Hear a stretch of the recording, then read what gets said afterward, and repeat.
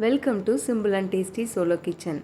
இன்றைக்கி நம்ம இந்த வீடியோவில் காடை குழம்பு, காடை 65 ரெண்டை எப்படி செய்யலான்னு சொல்லி பார்க்கலாம். நான் இன்றைக்கி ஒருத்தருக்கு அப்படிங்கிறதுனால 2 காடை எடுத்துருக்கிறேன். காடையை நல்லா வாஷ் பண்ணி எடுத்துக்கோங்க. அதிலிருந்து ஒரு 4-5 பீஸு காடை 65 செய்யலான்னு சொல்லி எடுத்து வச்சுருக்கிறேன். இப்போது தக்காளி ஒரு மீடியம் சைஸ் எடுத்துக்கோங்க. பெரிய வெங்காயம் ஒரு பெரிய வெங்காயம், இஞ்சி வெள்ளைப்பூடு பேஸ்ட்டு 1 டீஸ்பூன். இப்போ இது எல்லாத்தையுமே நான் பேஸ்ட்டாக ரெடி பண்ணி வச்சுருக்கேன். ஏன்னா பேஸ்ட்டாக இருந்துச்சுன்னா குக் ஆகிறதுக்கு ஈஸியாக இருக்கும். இஞ்சி வெள்ளைப்பூடு பேஸ்ட் எடுத்துக்கோங்க. தக்காளியும் நான் மிக்சியில் பேஸ்ட் பண்ணி வச்சுருக்கிறேன். பெரிய வெங்காயத்தையும் பேஸ்ட் ஆக்கி வச்சுருக்கிறேன். நான் இன்றைக்கி கடலெண்ணெய் எடுத்திருக்கேன். கடலெண்ணெய் யூஸ் பண்ணால் கொஞ்சம் டேஸ்ட்டாக இருக்கும். எண்ணெய் சூடானவுடனே அரைச்சி வச்சுருக்கிற பெரிய வெங்காயம் சேர்த்துக்கிடலாம். அது குக் ஆகிற டைம்லையே ஒரு அரை பச்சை மிளகாய், கொஞ்சோல கருவேப்பிலையும் சேர்த்துக்கிடலாம். இப்போ தேவையான அளவு உப்பு சேர்த்து நல்லா வதக்கிக்கிடலாம்.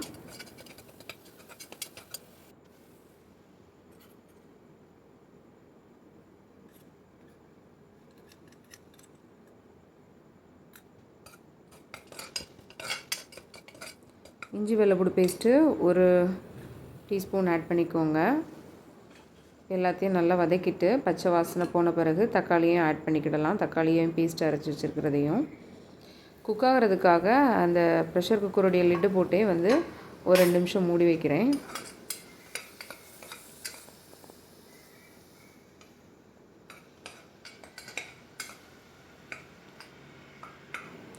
தக்காளி நல்லா வதங்கின பிறகு தேவையான மசாலா சேர்த்துக்கிடலாம். நான் இன்றைக்கி மல்லித்தூள், வத்தத்தூள், மஞ்சத்தூள், சோம்புத்தூள், சீரகத்தூள், கரம் மசாலா, அப்புறம் கறி மசாலா இவ்வளோத்தையும் ஆட் பண்ணியிருக்கேன்.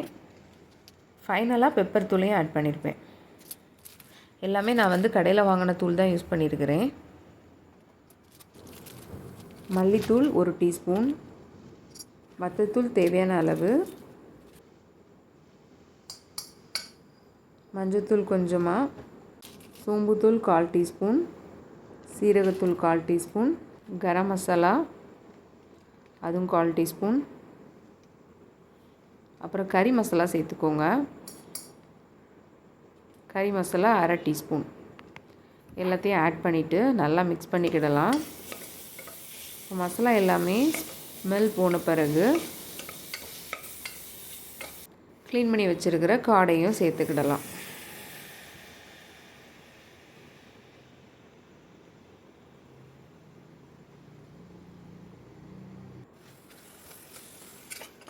நான் கலருக்காக காஷ்மீரி சில்லி கொஞ்சமாக ஆட் பண்ணியிருக்கிறேன். ஏற்கனவே வெங்காயம் வதங்கும் போது சால்ட்டு கொஞ்சம் சேர்த்துருக்குறோம். இப்போது காடை ஆட் பண்ண பிறகு சால்ட்டு கொஞ்சம் ஆட் பண்ணிக்கோங்க. ஏன்னா குக்கரில் ஒரு விசில் வைக்க போகிறோம். மசாலாவோட காடை எல்லாத்தையும் நல்லா மிக்ஸ் பண்ணிவிட்டு ஒரு 1/2 டம்ளர் 50 ml போல் நான் தண்ணி சேர்த்துருக்குறேன்.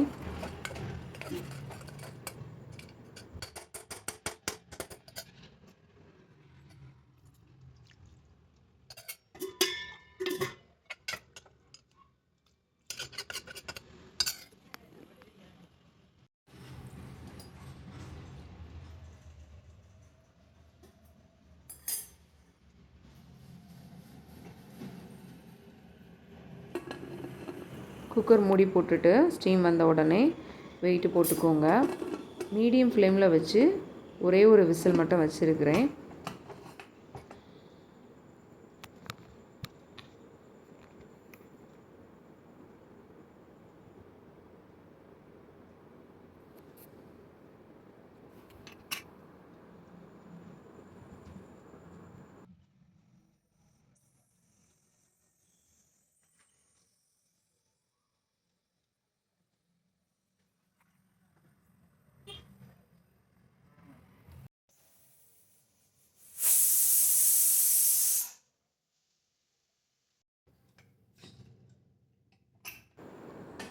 ப்ரெஷர் ரிலீஸ் ஆன உடனே லிட்டை ஓப்பன் பண்ணிக்கோங்க.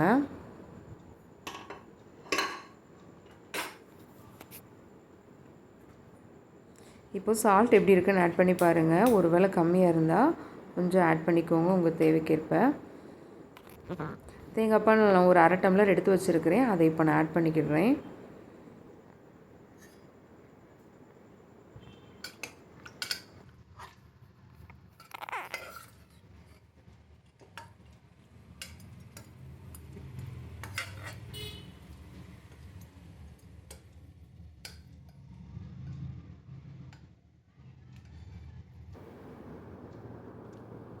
இப்போ பெப்பர் தூள் ஆட் பண்ணிக்கிடலாம்.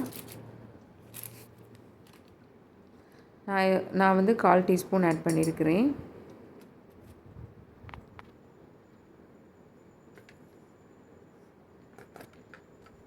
சால்ட்டு டெஸ்ட் பண்ணி பார்த்துக்கோங்க. ஒரு வேளை கம்மியாக இருந்துச்சுன்னா கொஞ்சம் தேவையான அளவு சால்ட் ஆட் பண்ணிக்கலாம்.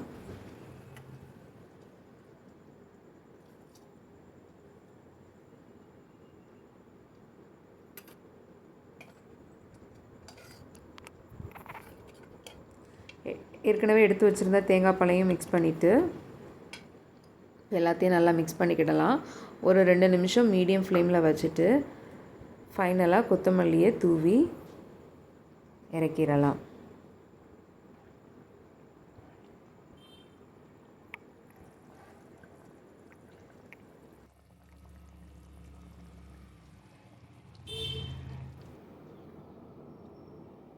சிம்பிளான டேஸ்டியான காடைக்குழம்பு ரெடி ஆயிடுச்சு. அடுத்து காடை 65 எப்படி செய்யலான்னு பார்க்கலாம். அதுக்கு ஏற்கனவே காடை குழம்புக்கு வச்சுருந்த காடையிலேருந்து ஒரு 4-5 பீஸ் மட்டும் எடுத்து வச்சுருக்கிறேன். அதுக்கு 1/2 டீஸ்பூன் கார்ன்ஃப்ளவர் எடுத்துக்கோங்க.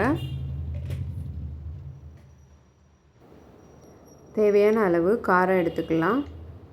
நான் கடை வத்தத்தூளுங்கிறதுனால கொஞ்சமாக ஆட் பண்ணியிருக்கிறேன்.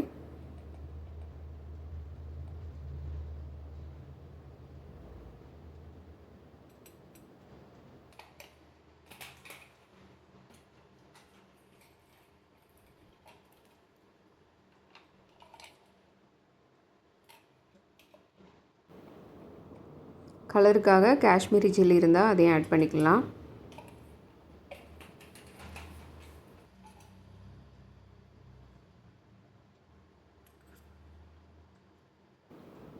கொஞ்சமாக இஞ்சி வெள்ளைப்பூடு பேஸ்ட்டு,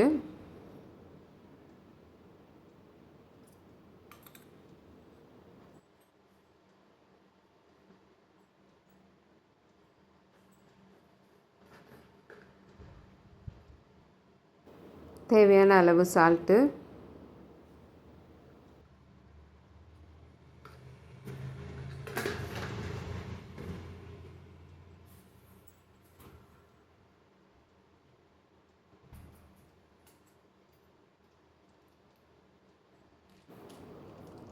அப்புறம் கொஞ்சம் தயிர்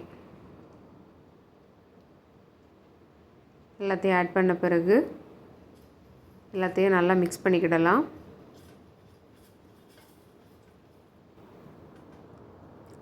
ஒருத்தருக்கு தானே எப்படி செய்ய அப்படின்னு யோசிக்காமல் நம்மளும் செய்யலாம். எல்லாமே கொஞ்சமாக காடையை நல்லா மிக்ஸ் பண்ணிவிட்டு ஒரு 20 நிமிஷம் அப்படியே ஊற வச்சிடலாம்.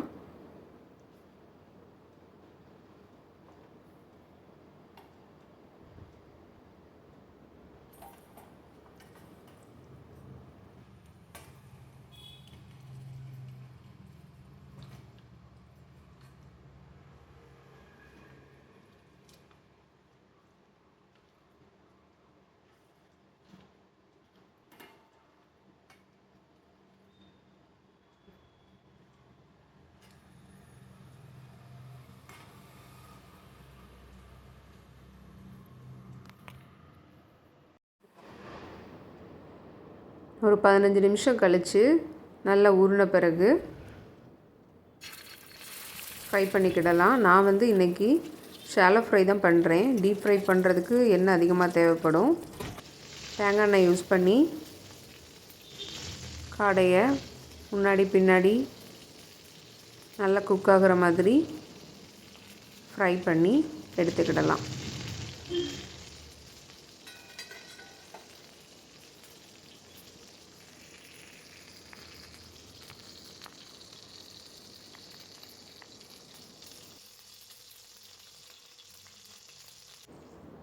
அவ்வளோதான், இப்போ காடை 65 ரெடி ஆகிடுச்சு.